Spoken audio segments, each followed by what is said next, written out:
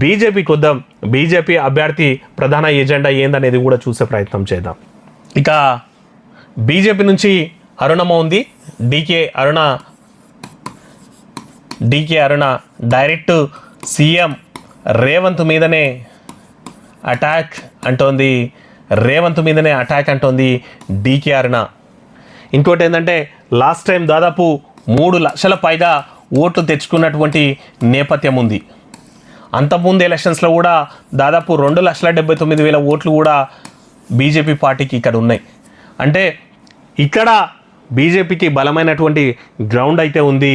కష్టపడితే గెలిచే సీటు. ఇంకోటి ఏంటంటే తెలంగాణ 17 సెగ్మెంట్లలో టఫ్ ఫైట్ ఏదైనా ఉంది అనుకుంటే అది మహబూబ్ నగర్ అని చెప్పాలా. బీజేపీ ఎక్స్పెక్ట్ చేస్తున్న సీట్లలో మహబూబ్ నగర్ కూడా ఓ సీట్ అని చెప్పాలా. సో దాని మీద కూడా వాళ్ళు ఆశతోటి ఉన్నారు. ఇక రెండోది ఏంటంటే డీకే అరుణ పుట్టిల్లు కూడా ఈ కాన్స్టిట్యున్సీలో ఉందని చెప్పాలా. అరుణమ్మ పుట్టింది ఈ సెగ్మెంట్లోనే, ఈ పార్లమెంట్ సెగ్మెంట్లోనే, మక్తల్లో. ఇక మక్తల్, నారాయణపేట, మహబూబ్ నగర్లో చుట్టాలు, కుటుంబ రాజకీయ నేపథ్యం ఉన్నటువంటి పరిస్థితి ఉంది. సో మనం ఇంతకుముందు గుర్తుపెట్టుకున్నాం కదా, నారాయణపేట, మక్తల్, జడ్చల్రా, షాద్నగర్, అరుణమ్మకి చుట్టాలు, తర్వాత రాజకీయ నేపథ్యం కూడా ఉన్నటువంటి పరిస్థితి ఈ 4 సెగ్మెంట్లలో ఉంది. మక్తల్ ఒకటి, నారాయణపేట ఒకటి, మహబూబ్ నగర్ ఒకటి, తర్వాత షాద్నగర్లో కూడా బీజేపీ ప్రభావం ఉంటుంది. అంటే 4 అసెంబ్లీ స్థానాల్లో వాళ్ళ ఎమ్మెల్యేలు లేకపోయినప్పటికీ తన లోకల్లాగా ఫీల్ అవుతుంది ఆ బీజేపీ, అటు అరుణమ్మ. సో మక్తల్, నారాయణపేట, జడ్చల్లో కూడా తన కుటుంబ రాజకీయ నేపథ్యం ఉంటుంది. షాద్నగర్లో కూడా బీజేపీకి బలం ఉంటుంది. ఇట్లాంటి పరిస్థితుల్లో ఇక అరుణమ్మ అయితే తనకు బలమైతే కలిసి వచ్చేటువంటి నేపథ్యం ఉంది. ఇక జాతీయ అంశాల ప్రచారస్థంగా తను ప్రచారం అయితే చేస్తోంది. గెలిస్తే కేంద్ర మంత్రి అవుతానని జోరుగా ప్రచారం. ఎందుకంటే డీకే అరుణమ్మ బీజేపీలోకి వెళ్ళిన వెంటనే బీజేపీ నేషనల్ వైస్ ప్రెసిడెంట్ కూడా అయినటువంటి నేపథ్యం ఉంది. ఈసారి గెలిస్తే బీజేపీ మోదీ 3.0 వస్తే తను సెంట్రల్ మినిస్టర్ అవుతుందని కూడా గట్టిగా చెప్పుకొని తిరుగుతుంది. ఈవెన్ కాంగ్రెస్ గవర్నమెంట్ వచ్చిన తర్వాత ఓ సందర్భంలో తన ఫ్యామిలీ నుంచి కాంగ్రెస్లో జాయిన్ అయితే బాగుంటుందేమో అన్నటువంటి మాట వస్తే కూడా అరుణమ్మ అయితే డినే చేసింది. సెంట్రల్లో మళ్ళీ మోదీ 3.0 రాబోతుంది, మనం ఎంపీగా గెలవబోతున్నాం, నేను మినిస్టర్ అయితా అన్నటువంటిది కాన్ఫిడెంట్గా తను సన్నిహితులతోటి చెప్తుందంట.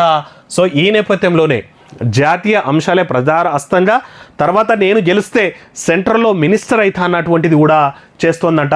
ఇంకోటి ఏంటంటే గతంలో ఎంబీఎన్ఆర్ లోకల్ నుంచి ఎమ్మెల్యేలు కూడా బీజేపీ పార్టీలో గెలిచినటువంటి నేపథ్యం ఉంది. ఎన్ఎం శ్రీనివాసరెడ్డి, అంతకుముందు రాజేశ్వరరెడ్డి కూడా బీజేపీ నుంచి ఇక్కడ ఎమ్మెల్యేలుగా గెలిచినటువంటి నేపథ్యం ఉంది. అంటే టౌన్లో కూడా బీజేపీకి బలం ఉంటుంది. ఇక యువత మేధావులపైనే స్పెషల్ కాన్సన్ట్రేషన్, విద్యావంతులైన ఓట్లపై గంపడాసలు. ఎందుకంటే ఈరోజు యువత, చదువుకున్న వాళ్ళు, కొన్ని వర్గాలు కూడా బీజేపీకి ఓట్లు వేద్దామన్నటువంటి చూస్తోంది.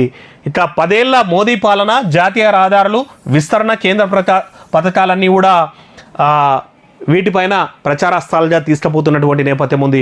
ఎప్పుడు కూడా మోదీ గవర్నమెంట్ చెప్తుంది కదా, మేము రోజుకి ఇన్ని కిలోమీటర్ల నేషనల్ హైవేలు వేస్తున్నాం అన్నటువంటిది, అవన్నీ కూడా ప్రచారాస్త్రాలుగా తీసుకుపోతుందంట. ఇక కాంగ్రెస్ హయాంలో పాలమూరు రంగారెడ్డి, కాంగ్రెస్ హయాంలో తను ఉన్నప్పుడు పాలమూరు రంగారెడ్డి సర్వే తన హయాంలోనే జరిగిందని ఆనాటి కిరణ్ కుమార్ రెడ్డి గవర్నమెంట్ తోటి వాదించి కొట్లాడి డిమాండ్ చేసి ఈ పాలమూరు రంగారెడ్డికి ఫస్ట్ సర్వే చేయించింది నేనే అని అది కూడా క్లెయిమ్ చేసుకుంటుందంట డీకే అరుణ.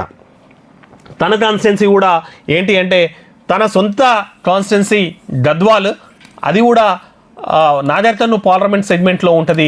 తను కూడా ఇక్కడ నాన్ లోకల్ అనే ప్రచారం నడుస్తున్నప్పటికీ తను పుట్టింది మహబూబ్ నగర్ సెగ్మెంట్లోనే అన్నటువంటిది కూడా, తను లోకల్ అని తన పుట్టిల్లు పుట్టిల్లు కూడా ఈ పార్లమెంట్ సెగ్మెంట్లోనే ఉంటుందని కూడా డీకేఆర్న క్లెయిమ్ చేసుకుంటోంది.